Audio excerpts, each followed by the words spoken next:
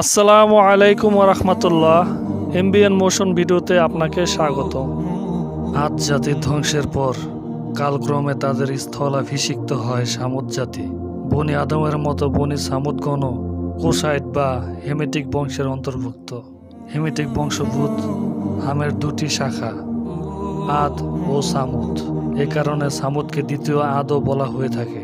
সামুদগণ প্রথমে ইদম সীমান্ত এবং পরে আরব পেট্রিয়ার পূর্বে অবস্থিত হিজাজ ও সিরিয়ার মধ্যবর্তী হিজর নামক প্রদেশে বসতি স্থাপন করেছিল। তারা ছিল গুহাবাসী। পাহাড়ের পার্শ্ব কেটে গৃহ নির্মাণ করত।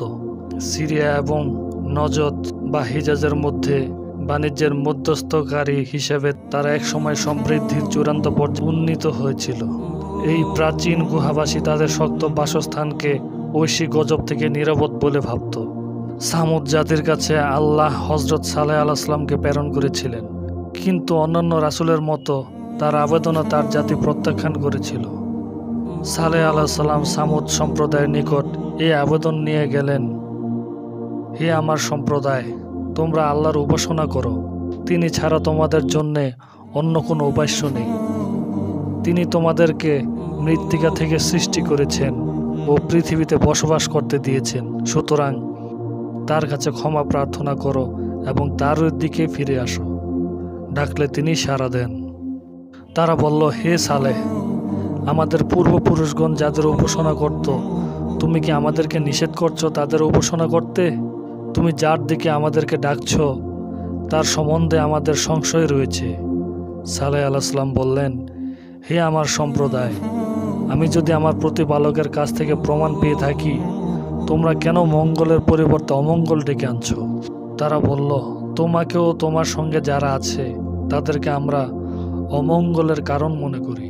সালেহ আলাইহিসসালাম বললেন, তোমাদের শুভাশুভ আল্লাহর এখতিয়ারে।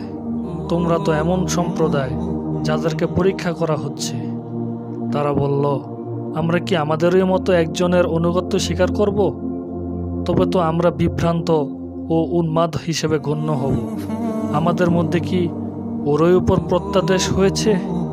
সালেহ আলাইহিসসালাম বললেন, আদ জাতির পর তিনি তাদের জায়গায় তোমাদেরকে বসিয়েছেন। তাই আল্লাহর অনুগ্রহ স্মরণ করো ও পৃথিবীতে বিপর্যয় ঘটিও না। তার সম্প্রদায়ের অহংকারী প্রধানগণ হতমান বিশ্বাসীদেরকে বলল, তোমরা কি জানো যে তাকে আল্লাহ পাঠিয়েছেন? এতদ শ্রবণে তারা মনে মনে বলল, তোমরা এখন এই আলোচনায় ব্যস্ত রয়েছ যে তিনি রাসূল কিনা। প্রকৃতপক্ষে এটা আলোচনার বিষয়ই না। একই সাথে এটাও নিশ্চিত যে তিনি যা বলেন তা আল্লাহর প্রেরিত বাণী। জিজ্ঞাস্য বিষয় কিছু থাকলে তা এই যে কে তার প্রতি বিশ্বাস স্থাপন করে এবং কে করে না। সুতরাং তারা বলল, তার কাছে যে বাণী পাঠানো হয়েছে আমরা তাতে বিশ্বাস করি। অহংকারীরা বলল, তোমরা যা বিশ্বাস করো আমরা তা বিশ্বাস করিনি। লোকেরা সালেহ আলাইহিসসালামকে অস্বীকার করল, কিন্তু সালেহ হাল ছাড়লেন না।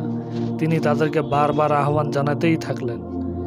দিন, মাস, বৎসর গড়িয়ে চলে একসময় সালেহ আলাইহিসসালাম বার্ধক্যের দ্বারে উপনীত হলেন, কিন্তু তখনও তিনি তার সম্প্রদায়কে ওই একই আহ্বান জানাচ্ছিলেন।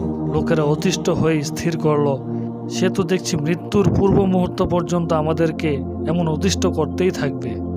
সুতরাং চলো আমরা তার কাছে এমন কিছু দাবি করি যা সে পূরণ করতে সক্ষম হবে না। তাতে আমরা তার অত্যাচার থেকে নিষ্কৃত পাব। লোকেরা সমবেত হয়ে সালেহ আলাইহিসসালামকে বলল, তুমি যদি সত্যিই আল্লাহ রাসূল হও, তবে এই কাতেবা পাহাড়ের উপরের ওই বড় পাথর খণ্ড থেকে বাচ্চার সম্ভব একটি উটনি বের করে আনো, যা বের হওয়ার পরপরই বাচ্চা প্রসব করে। সালেহ আলাইহিসসালাম বললেন, ওইরূপ মুজিজা প্রকাশ পেলে আর তারপরও তোমরা ঈমান না আনলে তোমাদের উপর চরম আযাব নাজিল হবে। তারা বলল, হে সালেহ, এমন কিছু হলে আমরা অবশ্যই তোমার প্রতি ঈমান আনব। সালেহ আলাইহিসসালাম আল্লাহর কাছে ফয়সালা চাইলেন। আল্লাহ তাআলা বললেন, আমি ওদের পরীক্ষার জন্যে এক মাদি উট পাঠিয়েছি। সুতরাং সালেহ, তুমি ওদের ব্যবহার লক্ষ্য করো ও ধৈর্য ধরো। এই সময় নিকটস্থ পাহাড়ের উপরে ওই পাথরে স্পন্দন দেখা দিল। ওই বিরাট প্রস্তরখণ্ড বিস্ফোরিত হয়ে তার মধ্য থেকে এক গর্ভবতী উটনি বের হয়ে এলো। আর সে বের হয়ে এসেই বাচ্চা প্রসব করলো। বাচ্চাও সাথে সাথে বের হয়ে গেল। কিছু লোক দেখে সাথে সাথেই ঈমান আনলো, কিন্তু সম্প্রদায়ের প্রধানদের কেউই ঈমান আনলো না। তারা বলল, এ তো স্পষ্ট জাদু। আর তাদের এ কথায় অবশিষ্ট লোকেরাও ভয়ে ঈমান আনতে সাহস করল না। সালেহ আলাইহিসসালাম দুঃখিত হলেন। অবিশ্বাসীদের বিশ্বাসী করতে তিনি আর কী বা করতে পারেন। তাই ফিরে আসার সময় সকলকে সতর্ক করে বললেন, এটি আল্লাহর উটনি, আর এর পানাহারের তোমাদের নিজেদের কোনো কিছুই ব্যয় করতে হবে না। সুতরাং একে আল্লাহর জমিনে চলতে ফিরতে ও খেতে দাও, কোনো কষ্ট দিও না। দিলে তোমরা আল্লাহর রোষানলে পড়বে। উটনি যেদিকে চড়তে যেত সেদিকের অনন্য পশু মাঠ ছেড়ে পালাতো। সে ছিল দ্রুত গতির, ফলে সে সমগ্র এলাকা চড়ে ফিরত। তাছাড়া সে দিনে 2-4 মাঠের ঘাস ও 2-4 কূপের পানি খেয়ে শেষ করত। পানির অভাব দেখা দিল ও পানির অভাবে মানুষের অনন্য পশুরা মরতে শুরু করলো। উটনিকে সামুদগণ আবুদ মনে করল, কেননা তার কারণে তাদের পশু সম্পদ ধ্বংস হয়ে যাচ্ছিল। সুতরাং তারা সমবেতভাবে সালেহ আলাইহিসসালামের কাছে অভিযোগ পেশ করল। সালেহ আলাইহিসসালাম আল্লাহর কাছে ফয়সালা চাইলেন। আল্লাহ তাআলা জানান, ওদেরকে জানিয়ে দাও যে ওদের জন্য পানি পান করার পালা ঠিক করা হয়েছে এবং প্রত্যেকে ওরা পালাক্রমে পানি পান করার জন্য উপস্থিত হবে। তখন সালেহ আলাইহিসসালাম লোকদেরকে বললেন, আল্লাহ বলেছেন পালাক্রমে একদিন মানুষের অনন্য পশুরাও পানি পান করবে। পরদিন উটনি পানি পান করবে আর ফেরেশতাগণ এই বন্টন ব্যবস্থা দেখাশোনা করবে। এই রায়ে অনেকেই সন্তুষ্ট হতে পারল না, কেননা এই উটনির জন্যে বরাদ্দকৃত দিনে তাদের অসুবিধা থেকেই গেল। এই কারণে তারা উটনির ধ্বংস কামনা করত। যে সর্ববৃহৎ প্রতারণার মাধ্যমে শয়তান মানুষের বুদ্ধি, জ্ঞান ও চেতনাকে বিলুপ্ত করে দেয়, তা হচ্ছে নারীর প্রলোভন।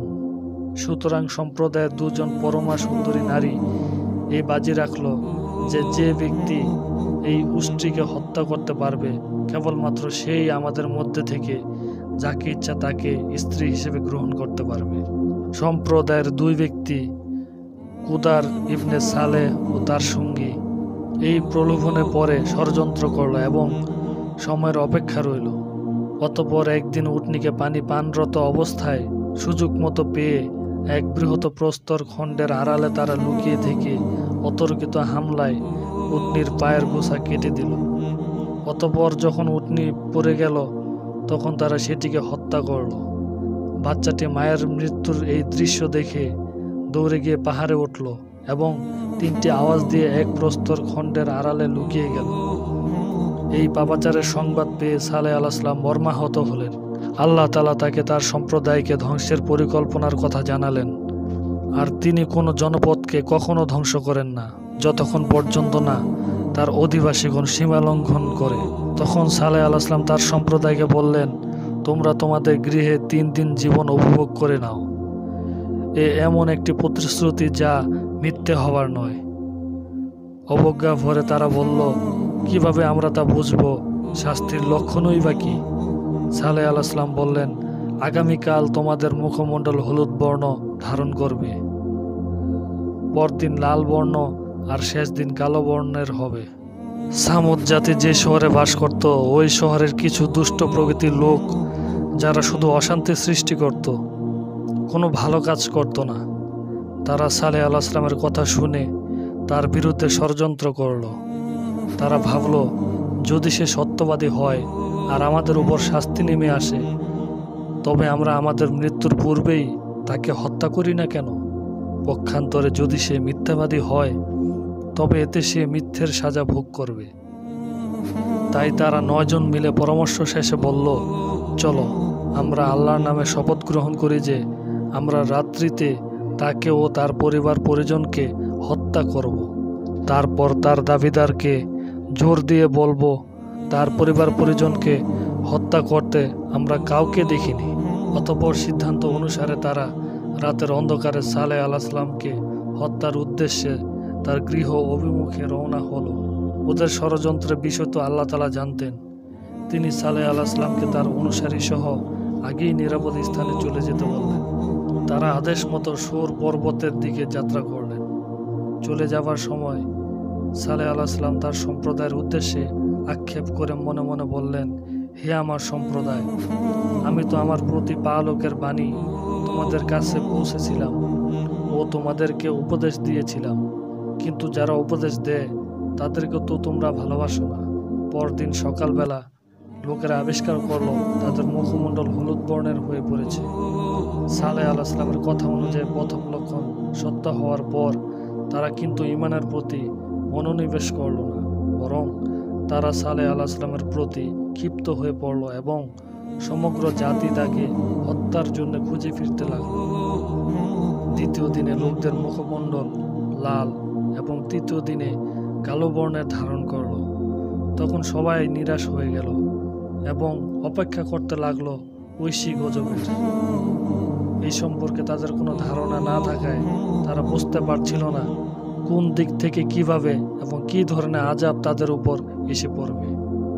প্রবল ঝড় শুরু হলো। 3 দিনের প্রবল ঝড় ও বজ্রাঘাতে এলাকার সকল মানুষ ও পশুরা নিহত হলো। সব কিছুই নিশ্চিহ্ন হয়ে গেল। এমনও হলো যেন সেখানে কখনো কেউ বাস করেনি। সামুদ জাতি, ওরা কত নিশ্চিত হয়ে পাহাড় কেটে গৃহ নির্মাণ করত, কিন্তু ওদেরকে রক্ষা করতে ওই পাথরে মজবুত বাসস্থান কোনো কাজে এলো না। সামুদগণের উপর ঐশী গজব নিবতিত হওয়ায় তারা বহুলাংশে নিশ্চিহ্ন হয়ে গিয়েছিল। অবশিষ্টরা ইলামাইটিক উপসাগরের উত্তরে সূর পর্বতের কাছে আশ্রয় গ্রহণ করেছিল। সালেহ আলাইহিস সালাম সেখানে মৃত্যুবরণ করেছিলেন। এই কারণেই ওই স্থানের নাম হাদ্রামউত, অর্থাৎ মৃত্যু হাজির। আল্লাহ তাআলা আমাদের সকলকে সালেহ আলাইহিস সালামের জীবনের উপর আমল করার তৌফিক দান করুন, আমিন। আজকের সংক্ষিপ্ত আলোচনা এ পর্যন্তই। সবাই নতুন নতুন ভিডিও পেতে চ্যানেলটি সাবস্ক্রাইব করুন। সবাই ভালো থাকেন, সুস্থ থাকবেন। আসসালামু আলাইকুম ওয়া রাহমাতুল্লাহ।